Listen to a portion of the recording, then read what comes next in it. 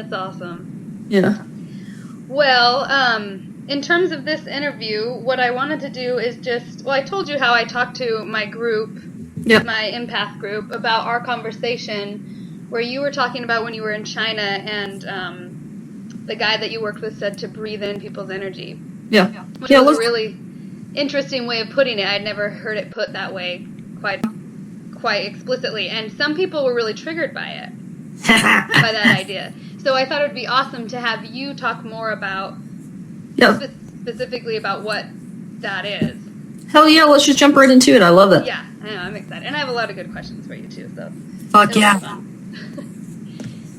So you know that, first of all, one of the things we talk about in my group is the difference between an empath needing protection and having discernment.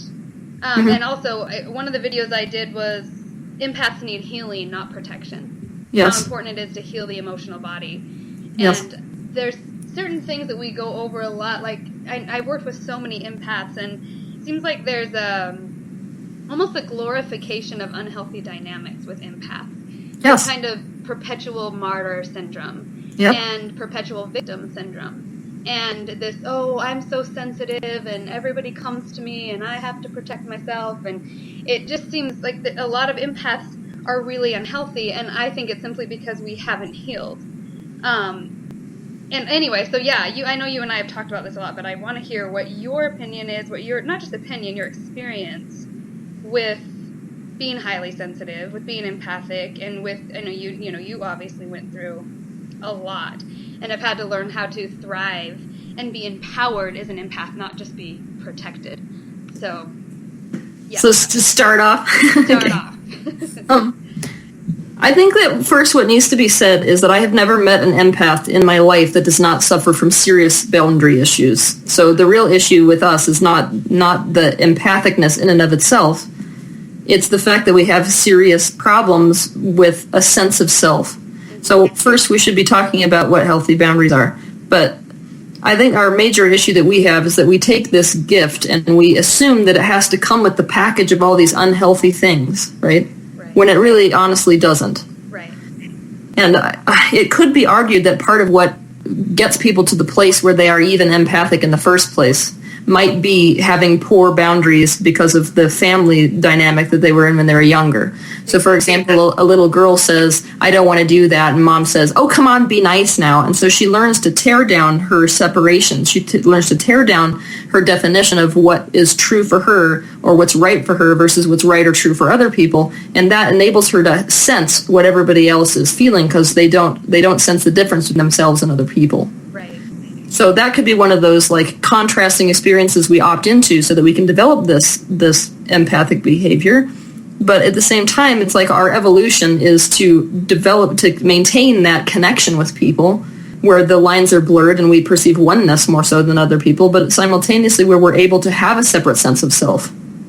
Sort of like this is where I begin and end. So a lot of the issues with what to do to keep ourselves in a state of integrity as empaths, it has to do with this fact that we have no idea what a healthy boundary is. It's like we think of boundaries like fences because that's what boundary we know. And fences are really designed to keep other people out. When what I'd like to explain to people is that's not what a boundary is. A boundary doesn't have anything really to do with other people. It has to do with your sense of self. So it's almost like saying, this is what's true for me. This is what I like and don't want and don't like. This is my emotions. This is what I'm feeling. So we have to have a sense of that, and that's how we know where we start and where we end. Right. So we're playing in this third dimension where we have this illusion, basically, of separateness. And it's benefiting us to have this illusion of separateness right now. And as long as we know it's an illusion, which we don't have to help empaths with that aspect of it, we know it's an illusion, we have to help empaths to feel safe to engage in that illusion sometimes. So rather than a boundary meaning this is what I'm going to let you do and not do to me, a boundary is about what I say yes to relative to myself. So when you're thinking about other people encroaching on you, I can say no to you, or I can say yes to me. So sometimes saying no to you is saying yes to me, whereas other times saying no to you is just that. It's me resisting you. Right.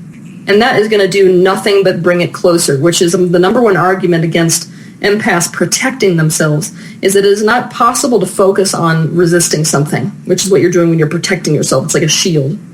When I bring up a shield, I'm protecting myself, which means I'm resisting something that's coming at me. So you can't focus at the idea of protection without simultaneously creating the idea of something that you need to protect yourself against. Exactly.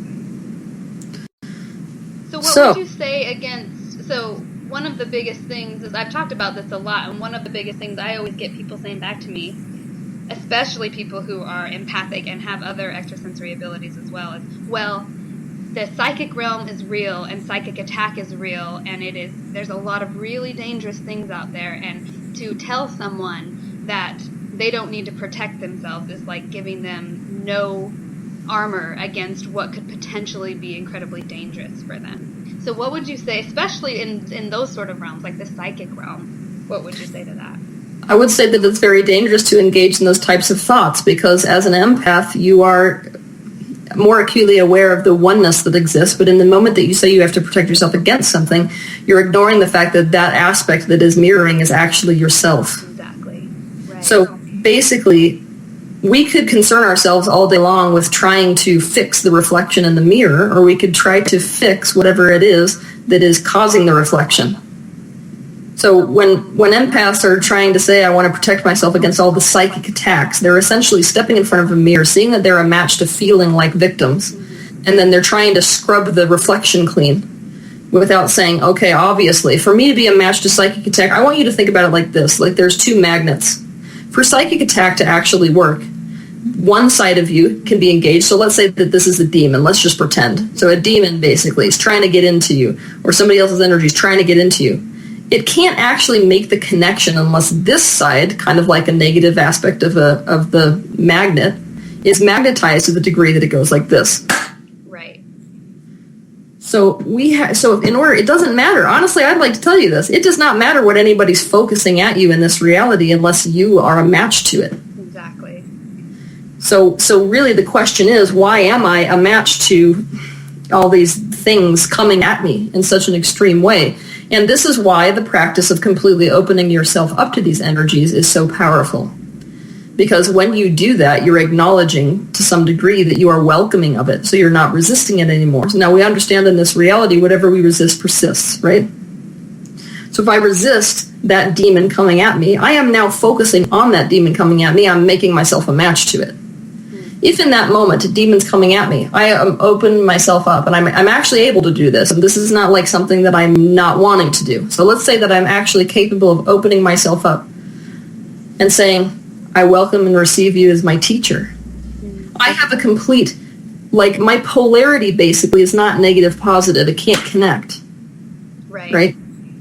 I've just given them a vibration that they are not a match to. Right.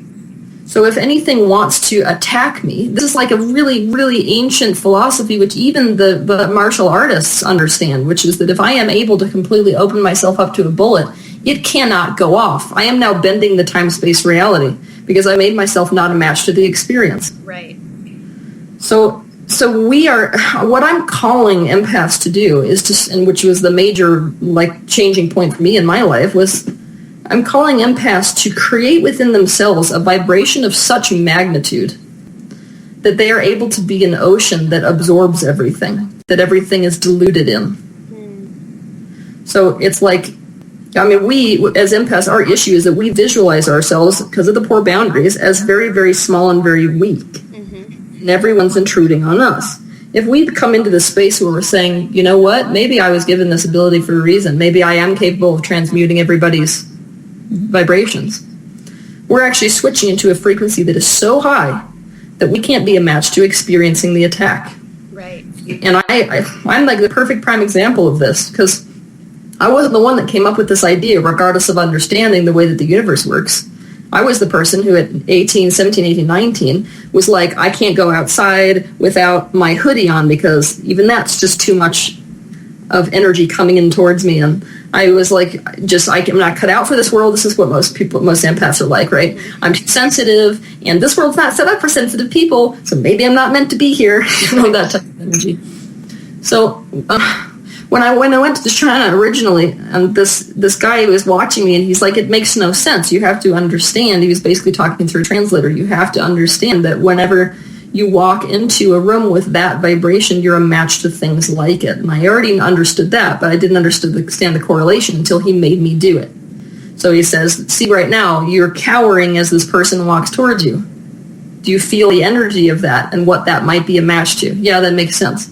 So then he takes me to this train station, and he says, stop doing that. When people walk in, I want you to think about yourself being big enough magnitude of breathing all of these energies in, which is what I did. And I expected the worst, right? But I'm in a place as an empath, which most of us are, which is like, it's not worth really living this way anyways, so why not? If I get annihilated by this practice, it's just going to be what I was planning on doing to myself anyway. So I go and I breathe it in, and it's like after a few breaths, I realize, oh my God, nothing's happening to me right now because of this.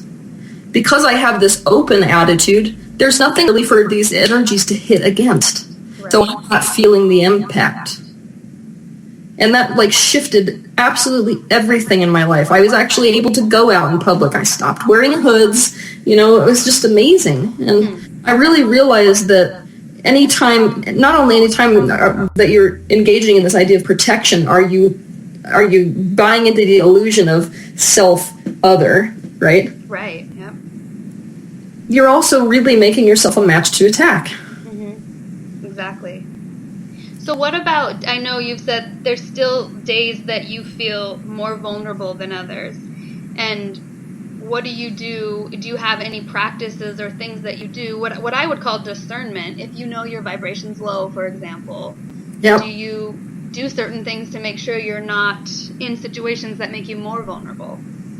Oh yeah, hell yeah. But I don't do it. This is the difference. The difference is once you're conscious of yourself being a match to it, it's not about the other thing. So I'll tell you, actually, I just figured out why we did this. Okay. So the other day, right, it was like the day before Halloween, and I have a very hard time because of my childhood on Halloween. So I understand that just because that date is coming up and I've got body memory because of that date, I'm already in a lower kind of vibration. And so I went over to this friend's house, and we made this trip through the woods, and I had this moment. So this friend of mine told me, there's this tree that's by my house that has bones that are tied up in the tree. Now that triggered me instantly, right? It's not something the friend was doing to hurt me, but that triggered me because of my associations with bones being tied in trees has to do with my childhood. Right. And so at that moment, I had a choice. This is about poor boundaries versus good boundaries. The self-loving version of Teal could have said, I don't really want to go on a walk by that tree. Now, because I'm typical of a poor boundary empath, right, was like, I don't want to make this friend upset. I'm just going to go on the walk anyways. Mm-hmm. So I go on the walk, and sure enough, I'm in a low vibration the entire time I'm on that walk. Now, later that night, I ended up being a match to one of the worst psychic attacks that I have experienced in years. Wow. Yeah, super bad. Basically, I woke up and I was in complete sleep paralysis, and I was blended between the fourth and third dimension, and there was this enormous, a leathery red, it was a demon-looking thing on top of me. Now, panic, freak out, stand up, smudge the entire house with Palo Santo, right? And I'm like, what the hell is it about this that is destroying my reality? Maybe I can't hang out with that friend anymore. Maybe she's psychic attacking me, right? I go into the typical thing we do. Mm-hmm. Now, I sat down after calming myself down, decided to do what I can do, which is to go see what happened on a conscious level, so it's not happening in dream time and sleep time or in between. And what I discovered was quite interesting. It's that as I was walking, the place that we were walking actually made me a match to this thought form, which was created here in Park City by the people who used to be miners here. So the story goes like this. There was a miner who came in to prospect, and that used to be that they would pay a certain amount to go to a certain place and be able to dig there for a certain amount of days. Now, the place this guy wanted to dig was given to another prospector, and he basically thought that was a personal vendetta. So he got really angry about that personal vendetta, and he ended up going there and killed the guy, very brutally, and then he moved the body. And in the process, this body bled out, basically, so it had no more blood in it. And so when he moved it to this place and then left it, and then he skipped town, the people that then found the body, and it looked bloodless, like it had slash marks on its neck, they basically thought this has to, because a lot of them came from the East Coast, a lot of them thought this has to be like the Jersey Devil, right? Oh, wow. There has to be one of these things in Park City. So it became a belief in the group of people who were living here to such a degree that every inexplicable thing was blamed on this Park City version of the Jersey Devil.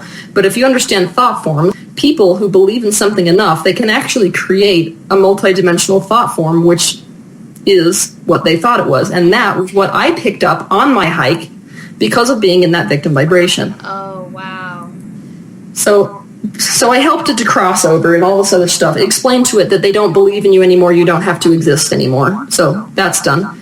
But the reason I'm telling you this story is because it's very easy. It would be easy for me to say I need to protect myself because there are all sorts of things that need to attack, that are going to attack me. Right. What it really is recognizing that I was already triggered before I went out, which is what made me a match to that experience. It was that connection of the magnet. Exactly. So it's about, what do I do next time? Okay, if I feel that feeling of this is not right for me, I get to honor that. Exactly. And so like really the majority of, I have a lot of practices which I could talk to you about, but the number one thing for me and for all empaths is learning how to freaking honor our feelings, which we don't do. Yep. Exactly. I know for me that's one of the number one reasons whenever I've become a match to something that is like that, where I'm extremely triggered and then I feel like a victim or something happens in that way, or I get psychically attacked, it's because of that exact thing. I haven't honored my feelings and honored what I knew I was told or what I felt. Yep. And actually, one of the things that's really interesting you helped me a lot with, it was a few months ago, I remember I had sent you a text because I was feeling psychically attacked, and that never happens to me. Like, I've never really had that happen, but a particular person that I had been working with who was pretty mentally disturbed, I had triggered this person somehow, and I could feel it almost felt like a penetration on my third eye. It was very intense. And I always could recognize this person's energy signature. And I know these things, but I remember texting you because it was so overwhelming and so shocking. I'd never experienced that before. And you said, you kind of gave me some suggestions with essential oils, but you said the main thing is to do a lot of work around around feeling, what's the word I'm looking for, victimized. Yep. Inner child work around feeling victimized. And I spent about 3 days just going into, like, recognizing what that feeling was. When is the first time I felt this way? Going within, asking my inner child what she needed, and realizing as I honored that, and as I went to her, and, like, I made it not about that person at all, and it completely went away, and I've not felt it since. Yep. So I think and it also makes you feel empowered because you don't feel like it's something out of your control. You realize, oh, okay, this is within me. I can go in. I can do, I can deal with this, rather than it being something scary out there that you have no control over. Exactly, which is what we got to get away from as empaths, because we run the risk more than any other type of person of falling into that trap 100%. Exactly. So I have to be very careful with my vibration. That's what I've decided about myself over the years. Through really a lot of trial and error. Basically, because you're an empath, you run the risk of this ability going super, super south on you and attracting only bad feeling things, right? And that is not an objective picture of reality. We have to understand that. As empaths, the objective picture of reality is that we should be feeling equally as much as bad, if not more good than bad, because more good actually does exist in this universe. So if that's not the case, that means we have a vibration which makes us only a match to perceiving things which are negative. So I have to watch it with my vibration from the get-go. That means the minute that I wake up in the morning, here's my little resonance journal. See, I'm sitting in my bed. This is my positive aspects journal. Now, this thing has been like a godsend for me because it makes me a vibrational match to these things. So this thing might seem like a really super kind of trite self-help technique. But the reality is, if you're going to acknowledge the fact that we live in a universe that's governed by law of attraction, whatever vibration I get into dictates what I'm a match to. So when I wake up in the morning, I will take this out and write an entire page of things that feel good about right now. or today. It's just I have to focus on anything that causes me to feel emotionally good. So that's how I start the day. Now that ensures basically that I've started a snowball of attraction in my life where I get up and that my day starts going good. So when people come to me for help, it's not like they never come to me for help with negative things. What it is that I'm more a match to seeing the solutions than I am a match to seeing the problems. The problems are something I'm aware of, but it's not something that becomes mine. Make sense? Right.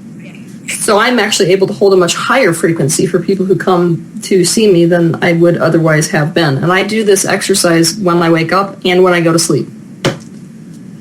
So that's one example. It's like I have to, all empaths basically have to take the bull by the horns of their own vibration. Right. So it's not about what I'm doing with other people. It's not about what I'm allowing you to do or not do. It's about what I am doing to make sure that I am good and okay. And that's going to be different for every single one of us. And so it's like a lot of us who are empaths really need to learn to be divas. And being a diva is not about what I'm telling you to do or not do around me, right? Right. It's more about me honoring what I need. So if I'm sort of convinced that it's a diva thing that I have to take a bath in salt every single morning, that's what I have to do. Right. So yeah, and like we have to start experimenting with how good it feels and how less you need to protect yourself when you really set things up from the get-go. That means that you develop relationships with people that are completely and utterly open from the beginning. Mm-hmm. So when any issue comes up, you expose it completely. You and I were practicing this a little bit before you left California, where it was like, you remember how we were sitting down and I was telling you about this reception process where it feels really good for empaths to explain to each other what the motive for doing things is. Yes. Both the shadow aspects and the positive aspects. That enables us to feel safer, right? Exactly. So maybe that's something that you need, and that's in alignment with your own personal boundaries in your relationships, is to say, okay, so let's say that you, Amanda, gave me a present. I would say, why did you give me this present? And then the practice in our relationship is you saying the full truth about why you did that. So maybe, like part of it is, yeah, I really like to see you happy. The other part is maybe I felt really guilty because I didn't respond to your phone call. Right. Yeah, something like that. So, I mean, that makes so much sense, and it just keeps everything in the open. And when someone is honest from the get-go about even the shadow side of what their motives are, it just helps. It makes it so there doesn't feel like there's any hidden agenda or something that's going to come up unexpectedly. You just kind of know it all on the table. Completely. And so, not to be like totally weird and plug stuff in here, but I actually do have a really good resource for people who want to understand about boundaries and start figuring out about their boundaries and conceptualize what the hell that even means. Mm-hmm. I did a YouTube video that's called How to Have Healthy Boundaries. Well, maybe if you go to YouTube and you type in Teal, Swan, and then healthy boundaries, that video comes up basically. And in it, I'll explain what boundaries are, and I explain like questions you can ask yourself that helps you develop your own boundaries. And I explained something in that video which is like super crucial, I think, which I want to repeat here for people who are empathic, which is that you could get really complicated with all kinds of boundaries: religious boundaries, spiritual boundaries, personal boundaries, relationship boundaries, whatever they are, right? But you can sum it all up in this way. You will always know what your boundaries are based on how you feel. Right. So I'm watching this program and I know that just causes this contraction in me. I don't like watching this movie. That is a personal boundary, right? Right. And so you will basically, the most important thing that you can possibly do is to care how you feel more than anything else. Mm-hmm. Which is why I think there's a correlation, at least in the empaths that I've worked with. It seems like I would say 95% of them have come from an abusive background, an abusive childhood. And some people argue, well, there's, empathic abilities are just something you're born with and it doesn't matter whether you've been abused. But I do think we can be trained from children to, I know with me, it's kind of a preemptive thing. If I can read everyone around me, I can preemptively prepare for whatever might happen or get out of any situation that might be uncomfortable. And so we're basically from a young age trained out of paying attention to how we feel and trained instead to tune into the environment around us. Perfect. Could not have said that better if I tried. Because that is exactly the case with empaths. And I mean, empaths don't want to see themselves in that light often. So they'd rather just think that this is like a God-given gift that makes it so that they have to be, in a state of martyrdom for the rest of their life. Right. But it's not the case. I mean, the reality is, let's like keep the baby and throw out the bathwater. The bathwater is a lot of us developed these abilities because we had seriously dangerous people who we had to read before they hurt us, or we were surrounded by people who we weren't loved unless we honored their boundaries and not ours. So, exactly. So it's like, well, once we acknowledge that, we're going to be able to get rid of the negative aspects of this and keep the positive aspects of it. Right. Which is really what we're all looking to do. Because, I mean, I don't want people to turn themselves off to it. And I hate that, too. People say, can you switch it off? Like, that's some sort of virtue? Right, exactly. Well, that's always been my issue when you read things about empaths. Mostly, it almost makes it sound like either you have some sort of special God-given gift that sets you apart from other people, or you're defective and you need to learn how to turn it off. And I never could resonate with anything that was out there. Not that I've explored everyone that talks about empaths, but the things that have come into my awareness usually haven't been very helpful. So it's one of the things that I really resonated with you when you and I have talked about it, is just that sense of how important it is to really just connect with how you feel. And one of the things that I think, there's been a lot of talk about light workers and the danger of believing there's a spiritual hierarchy in the sense that, it's the light versus dark and that whole battle. And I think that empaths can get so sucked into that because, especially if we've come from a background of abuse, we so badly want to feel like we have value. And to feel like, we can be important. We can be important to someone. We can be on the light worker side. We can fight this battle. We can fight evil and all the people that hurt us. It kind of drums up that kind of, really the same aggressor, victim, savior mentality that is a cycle we've been in for so long. And I think really when we get out of that, we take 100% responsibility for how we feel and what's happened to us and our vibration. We get out of that whole cycle and we realize we are the aggressor, we are the victim, we are the savior. We don't, we don't have to facilitate those roles in the external. Oh, I love that. At my last workshop, I had the Christians up on stage, and we had a really good little conflict argument thing happen between us where I was trying to explain to him that the devil and Jesus is the same person. Which is 100% true. Like, the higher that you progress through the spiritual levels, you realize that regardless of whether you're coming from this angle or this angle, it was all trying to get you to the same place. Right. Which is your own truth. Right. Exactly. So would you say that really learning to thrive and be empowered with being sensitive is similar to doing shadow integration? Yes. Yeah. Hell yes. I think it's a 1-2 step that we're missing, basically. Mm-hmm. And so when we have these negative aspects arise, rather than like instantly try to escape from it, by trying to do whatever makes us feel positive instantly, right? Whenever that thing arises. So I've already got the negative up, right? We go into that. We learn from it because it has extremely valuable information to share with you. And you also realize the majority of these like painful things which keep coming up for you is in fact wounded children that are still like way back stuck in the past. You're like a skipping CD that just can't move forward. So when you assist those aspects of yourself back into an integrated state where you're bringing them into yourself and you're accepting that, there is no resistance to those states, and instantly it's like your vibration is like a buoy that was brought underwater. It instantly just boils back to the surface. And then the 1-2 step is first we're doing that. Second, now that we feel that relief, right? You feel the relief in association with actually allowing yourself to feel how you feel and explore how you feel to the negative. Once you feel the relief, that's your indication that you can go ahead and start creating your reality. That's the stuff most people already know how to do because there's enough teachers to sink a ship that are teaching that. The stuff like positive aspects journals, affirmations, things like that. That's the point to use that. We don't want to use that stuff to get away from the negative aspects that we feel. Because those are essentially hurt aspects of ourselves. And this is like, classic empath issue is number 1 is self-abandonment. Mm-hmm. So self-abandonment, we could conceptualize of what that means, of course. Self-abandonment is like a great many things. But at its most primal level, self-abandonment happens when we want to escape from how we feel. Right. So you could imagine that when you're triggered, right, and you feel that feeling of like, I don't feel good, I don't feel significant.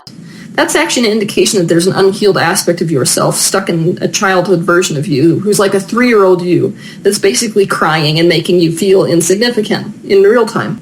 So by you trying to skip out of it and be like, focus on a happy place, you're basically trying to escape from a 3-year-old child. Right. Which is like the real gift of shadow work is not that like you're so powerful that you can finally face the demons. Because you realize most of these demons are like tiny children who are begging you to pick them up out of the damn crib. Right. Mm-hmm. And once you do that, you develop, like, that's not scary anymore. Yep. These things are like ghosts that are projected from frightened children. And then you develop this loving vibration towards yourself. So when you start to feel that way, you don't instantly abandon yourself by going in the opposite direction of how you actually feel and the truth of yourself right now. And that's like a major step when it comes to developing boundaries. Exactly. And there's something incredibly empowering about, I know for me as an empath, and one of the things I teach is to just check in constantly with how you feel. Yes. How do I feel? And then I connect with it and I say, that's okay. It's okay. I will no longer abandon myself in how I feel. Exactly. And that... Yeah, so let's do it. We're doing a quote right now, which all empaths need to, like, keep this. Put it deep in your cerebellum, okay? Seriously. The quote is, the problem is not how you feel, the problem is you do not feel safe to feel how you feel. Exactly. Yep. Exactly. And when you open that and allow yourself to feel what you feel and make it safe for yourself, at least in my experience, that's changed everything. I think I've had more growth in the last year when I made a commitment to, I will no longer abandon myself in how I feel, than I ever did with 8 years of therapy prior to that. Exactly. Yeah. I feel like we also need to let ourselves go in graduated steps. So we need to be okay with what is. Mm-hmm. And that means being super honest with ourselves. So, like, I watch a lot of empaths when, let's say, they feel that psychic attack or something from somebody. They feel that negative energy. They'll instantly go to a place either where they make an enemy of that person, or they're like, no, I can completely love and accept where they are right now. And that's lying to yourself, right. You know? I'm not right there. Maybe I hate her for that. I hate she's doing that to me right now, right? That's a valid feeling that we need to be able to admit to, because unless we're able to admit to that and get angry about it and move through that with ourselves, we're never going to get to the high enlightened place where we are able to say, I can completely understand why she did that. Exactly. And really mean it. Mm-hmm. Not like he's saying it because it's some sort of spiritual clothing that we are currently putting on to hide the way we really feel. Exactly. Well, and I think, again, that goes back to the whole light worker mentality. It tends to breed that type of, you cut off a huge part of your emotional field. Like, there's some emotions that are acceptable and a lot of them that are not.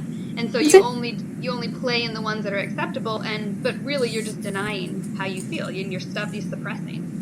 Which is just the exact same thing that happened to us when we were children. Exactly. We weren't allowed to feel how we felt. There were some emotions which were acceptable, some which were unacceptable, and so we did whatever we could to suppress and deny the aspects that were unsavory to everyone else around us. Yep. Yeah, it's a self-fulfilling cycle with empaths. Right. Basically, we are like doomed because of these like abilities we developed / gifts. Unless we really take the bull by the horns of this type of situation, we are doomed to repeat the relationship we had with our parents with the universe itself. Yep. That's all that changes. It's just like, we just project that relationship over the top of the universe. Yep. And it's a painful, super painful life. Right. Basically. So what would you say the life looks like? Because this is what I'm really interested in. The life of an empowered empath looks like. Because one of what I think is that being an empathic person or being highly sensitive can feel like a superpower if you know how to utilize emotions. I would say that the life of an enlightened empath, someone who's like really in an empowered state, would be what your archetypal vision of someone like Jesus is. And I know that some people have resistance to him.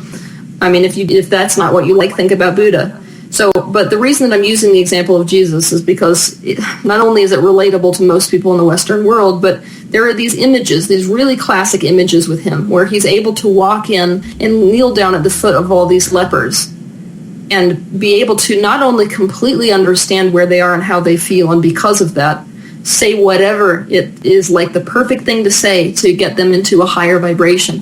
He also has absolutely no fear. Now, the highest version of an empath is a person that is absolutely fearless to anything. That's the person who can go into a place that is completely destroyed by leprosy and feel absolutely no attack or fear that he's going to come down with that particular disease. I love that. Fearlessness. Now, so try this on for size. And this is where a lot of people are going to be able to feel the sort of out of alignmentness of protection. What did Jesus be like who walked in there, who had himself covered in like hazmat material to work with people who had leprosy? Right. That is what we are doing when we're trying to protect ourselves from people as empaths. Wow, that's a really good visual. What Jesus did was to create a vibration in himself that was so high and so strong that it was not a match to the very conditions which he was assisting with. Because when he walks into the room, instead of seeing everything that's wrong and worrying that that's going to come on to him, he saw what was right about them and helped people line up with that. Exactly. Look, you are eternal beings. Look, you are not sinners. Look, you are always eternal and beautiful in the eyes of God. To express that message helps a person in that low vibration match that higher vibration. And that's why he was able to perform the miracles he was able to perform. Right. What do you think, I mean, I know what the classic Bible versions say, but what do you think he really innately knew about himself that allowed him to do that? I think he knew back then what all these New Age teachers are now starting to teach, basically thousands of years after the fact. See, if you understand that language, it gets very complicated because a lot of the translations lost the original message. For example, in the culture that he was first living in that language, the very word son means creation. So the problem there is that we have interpreted what he was saying as I am the literal only son of God, when in reality that very word could have meant I am the creation of God, therefore I am not separate from God, which is the same damn thing everybody's saying nowadays in the New Age, which is that you are an extension of God, and as such you are an eternal creator, which is why you can turn water into wine. So I feel like what was really going on with him was that he had mastered this concept within the universe, same as Buddha, that you are absolutely indivisible from this thing that you keep praying to. And because of that, the amount of power that you have, and this is not power over other people, it is power to dictate what your life looks like, makes it so that you can never be a victim to any person or any condition. Right. And that love is the absolute truth of your existence. That love is God, and therefore love is you. And if you tap into that, you have tapped into everything you need to know about yourself. That's what I think. I love it. Yeah, I think you're dead on with that. It definitely resonates. But he was an empath. Like, if you want me to tell you, if you look at all these archetypal figures throughout history that have all had these extrasensory abilities, if you want to look at the cardinal empath was him. Yeah. Buddha was more the clairvoyant. Right. Jesus was the empath. I like that. I never really thought about it like that, but yeah, that's very true. Yeah. So is there anything else you feel like we need to cover on this topic of being empathic? Just that I feel like those of us that are empaths, we really need to learn how to step into our power and quit forgetting that we have it. Yes. And the reality is, regardless of whether you developed these abilities, like because of some negative circumstance in your childhood or not, it's still a gift and a skill that you developed. And if you have a gift or a skill, that probably means you're meant to use them. And if you're given a gift like that, you probably have the capability of doing exactly what I described, where you walk into a circumstance absolutely unafraid of what's going to come at you because you know that your heart can contain it. I love that. Super powerful stuff. It's so encouraging to hear people speak about empaths from an empowering point of view rather than, protect yourselves, you're vulnerable. So. Well, does that feel in alignment? I mean, we need to ask ourselves even about that. Does that feel like it's true? Right, it doesn't. It doesn't feel like it's true. Yeah. Well, I'm so happy that we were able to talk about this. I know we were going to do it in person, but then our schedules kind of mixed up. But thank you so much for doing this. I think this is going to be really good. I'll share it publicly as well. I'll put it in my group, and then you can share it if you want to, because I think it'll speak to a lot of people. Yeah, I think so too. There's a lot of empaths that need a hell of a lot of help with how to live. Exactly. And it would be fun sometime if we did a workshop, I think, because obviously this is just like the skim surface Exactly. Whereas it's like, I feel like we need to develop ways, like actual, tangible ways that we can, as empaths, feel that empowerment in ourselves. I would like to actually do, this is just an idea I'm bouncing off of you, but it'd be fun to do workshops where we had examples of how to approach people, where what an empath would normally do, which is probably out of alignment, with what we do instead, which will help us to come into alignment. I love that. It's it's so needed. I just started my group online, which is a free group on Facebook, and every single day I have so many people sign up for that group, people sign up for my class, because people are just desperate to hear something different. Like, not just how do you protect yourself, but how can we be empowered? Yeah. How can we be in alignment? How can we do I love your example about Jesus. Like, how can we enter into situations fearlessly? Yes. We should totally do a workshop. I think it would be huge. I'll do it. Let's do it. I like it. All right, let's email about that, and we'll keep that going.